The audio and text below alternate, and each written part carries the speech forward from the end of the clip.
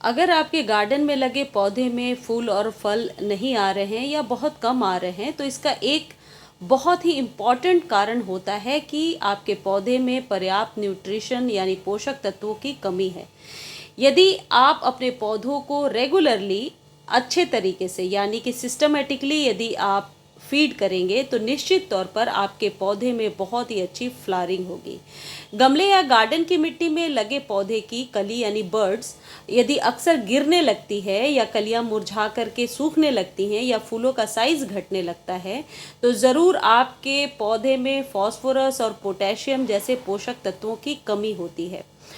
फलों की ग्रोथ को बढ़ाने के लिए और फूलों की ग्रोथ को बढ़ाने के लिए फास्फोरस और पोटेशियम एक पोषक तत्व होता है जो बहुत ही ज़रूरी आप कह सकते हैं न्यूट्रिएंट है। हालांकि 18 तरीके के माइक्रो न्यूट्रिएंट्स की ज़रूरत होती है किसी भी पौधे में अच्छे फ्लावरिंग के लिए, लेकिन इनमें से जो मुख्य होते हैं वो नाइट्रोजन, फास्फोरस और पोटेशियम होते हैं, और बाकी कैल्शियम, आयरन तो इन पौधों के साथ माइक्रो न्यूट्रिएंट के रूप में मिल ही जाता है।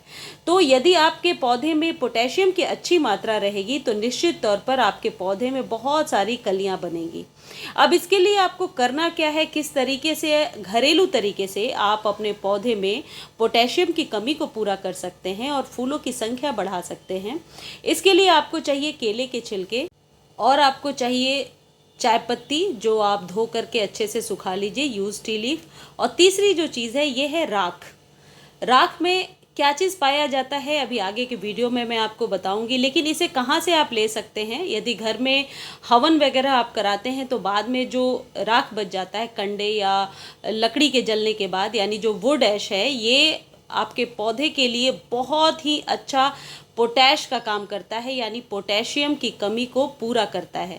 तो राख कितना लेना है ये भी आगे के वीडियो में बता रही हूँ, लेकिन सबसे पहले आपको क्या करना है, जिस प्लांट के गमले पर आप ट्रीटमेंट करने वाले हैं पहले उसे टाइलिंग कीजिए यानी गुड़ाई कर दीजिए। गुड़ाई करने के बाद जो केले के छिलके हैं, जैसे मान लीजिए 8 से 10 इंच का कंटेनर है तो इसमें आप 2 केले के छिलके डालेंगे। केले के छिलके को कट करके बिल्कुल गमले के रिम से लगा करके यानी गोलाई में बिछा दीजिए, जड़ों के पास नहीं बिछाना। अब इससे एक क्वेश्चन तो ज़रूर आपके माइंड में आएगा कि क्या फंगस क्रिएट होगा इससे या नहीं होगा। देखिए, केले के जो छिलके होते हैं वो बहुत ही जल्दी मिट्टी में डिकम्पोज हो जाते हैं, तो मैंने तो अभी तक नहीं देखा कि इसकी वजह से फंगस क्रिएट हो। लेकिन यदि आपको ऐसा लगता है कि फंगस कहीं ना हो जाए गमले में, तो इसे 2-3 दिनों तक आप ड्राई कर लीजिए। जब आप ड्राई करेंगे तो इसके डिकम्पोजिशन की जो प्रोसेस है वह तेज हो जाएगी, यानी कि जैसे ही आप ड्राई करने के बाद गमले में डालेंगे फंगस क्रिएट भी नहीं होगा और बहुत जल्दी डिकम्पोज हो जाएगा। आपको यकीन ना हो तो 3-4 दिनों के बाद आप हटा करके देख सकते हैं, ये मिट्टी में मिल गया होगा। ये जो राख है ये 10 इंच के कंटेनर में 1 चम्मच ही आपको डालना है। ऊपर से वाटरिंग कर दीजिए और इस प्रोसेस को 15 दिनों में एक बार करना है। अब आपको क्या करना है, इन तीनों चीज़ों का एक मिक्सचर यानी कि लिक्विड फर्टिलाइज़र तैयार करना है जो हर एक 3 दिन पर आप अपने गमले में डालेंगे। अब आप सोच रहे हैं कि ये फ्रेश यूज़ करना है या पुराना यूज़ कर सकते हैं। जो 1 लीटर के पानी में आप केले के छिलके और ये चाय पत्ती इसी सेम क्वांटिटी में डालेंगे, उसे आप 2 से 3 बार यूज़ कर सकते हैं। लास्ट में जो चीज़ें आपके पास बच जाती हैं तो उसे आप गमले में किसी कोने में दबा दीजिए, वो बहुत अच्छे से डिकम्पोज हो जाएगा। लिक्विड के तौर पे जब आप राख, चाय पत्ती और बनाना पील को डालेंगे तो वो आपके प्लांट में बहुत ही जल्दी कलियों को लेने में मदद करेगा। इन तीनों चीज़ों के मिक्सर से देखिए कुछ इस तरीके से हम बना सकते हैं। 1 लीटर का आप बॉटल ले लीजिए, इसमें डालिए और इसे ओवरनाइट सोक होने दीजिए। नेक्स्ट डे इसे स्ट्रेन आउट कीजिए यानी छान करके, यदि 1 लीटर ये पानी है तो 1 लीटर नॉर्मल वाटर मिला लीजिए और अपने पौधे को दे दीजिए। हर एक 3 डेज़ पर, हर एक 3 दिनों के गैप पर आपको ऐसा करना है। अब आप देखेंगे कि आपके जो पौधे हैं उनमें कलियों का इतना अच्छा फुटाव होने लगा है, आपको किसी भी केमिकल फर्टिलाइज़र को देने की ज़रूरत नहीं है। लेकिन यदि आपके पास इतना टाइम नहीं है बनाना पील को भिगोने का या जो भी चीज़ें हैं, तो आप एक काम और कर सकते हैं कि NPK का एक अच्छा रेशियो, जिसमें नर्सरी पर आप पता कर लेंगे, जिसमें पोटेशियम और फॉस्फोरस की मात्रा ज़्यादा हो और नाइट्रोजन की कम हो, वो आप पता करके ले सकते हैं और उसे यूज़ कर सकते हैं। देखिए, नर्सरी पर प्लांट फूड के नाम से बहुत सारे आपको ऑर्गेनिक मैन्योर मिल जाएंगे। जैसे मैं अभी आपको एक दिखा रही हूँ, गुलाब पर इस खाद को यूज़ किया जाता है, लेकिन ये सारे पौधे पर मैंने यूज़ करके देखा है, एक एक चम्मच बहुत ही अच्छा रिजल्ट होता है। इसको आप 15 दिनों में एक बार यूज़ कर सकते हैं। आप नर्सरी पर पता कर लें प्लांट फूड, या किसी स्पेशल प्लांट फूड जैसे रोज़ प्लांट फूड, या फिर स्पेशल फ्लावर के लिए कोई प्लांट फूड हो नर्सरी पर मिल जाए, तो वो उसमें सारी चीज़ों का मिक्सचर होता है, उसे 1 से 2 चम्मच आपको 15 दिनों में देना होता है, वो आप यूज़ कर सकते हैं। वाटरिंग डेली कीजिए, और जो फूलों वाले प्लांट्स हैं उन्हें 3 4 5 घंटे की धूप ज़रूर चाहिए, लेकिन दोपहर की धूप से बचाना होगा।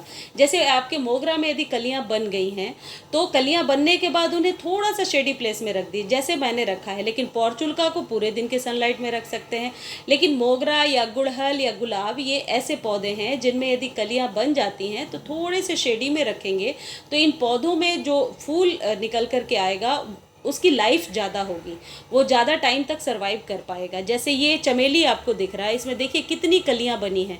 अब कलियां बनने के बाद मैंने थोड़ा सा इसे साइड में कर दिया है। ये आप अपने सभी फ्लावरिंग वाले प्लांट के साथ कर सकते हैं कि जब कलियां बन गई हैं और आपको लग रहा है 1 2 दिनों में अब फूल खिलने वाला है, तो उसे सिर्फ सुबह की सनलाइट दीजिए और दोपहर की सनलाइट से बचाइए, अदरवाइज़ वो कलियाँ जो हैं जलने लगती हैं। मोगरा के साथ तो ऐसा आप ज़रूर करें, मोगरा और गुड़हल के साथ देखिए बहुत ही अच्छी फ्लावरिंग होने लगेगी। लेकिन पॉर्चुल्का क्योंकि शाम होने के बाद अपने आप ही उसके फूल बुझने लगते हैं, पॉर्चुल्का हो या मॉस रोज हो, या इसे 10 o'clock 9 o'clock फ्लावर भी कहते हैं, तो उसे आप पूरे दिन के सनलाइट में रख सकते हैं। वाटरिंग डेली कीजिए, और इन दोनों प्रोसेस को आप अपनाएं। आप देखिए आपके पौधे में बहुत ही अच्छी फ्लावरिंग होने लगेगी। पोटाश जो होता है, यानी कि पोटेशियम, ये आपके पौधे में ज़्यादा से ज़्यादा कलियां लेने में मदद करता है। ये राख में भी बहुत ही उचित मात्रा में पोटेशियम है, और जो बनाना पील्स होते हैं वो पोटेशियम का बहुत ही अच्छा स्रोत होता है। और सबसे अच्छी बात है कि मिट्टी में बहुत जल्दी डिकम्पोज हो जाता है। और जो यूज्ड टी लीफ हमने लिया है वो नाइट्रोजन का बहुत अच्छा स्रोत है और मिट्टी को एसिडिक बनाता है, यानी कि जो भी खाद आप डाल रहे हैं उसके इनटेक की कैपेसिटी को बढ़ा देता है।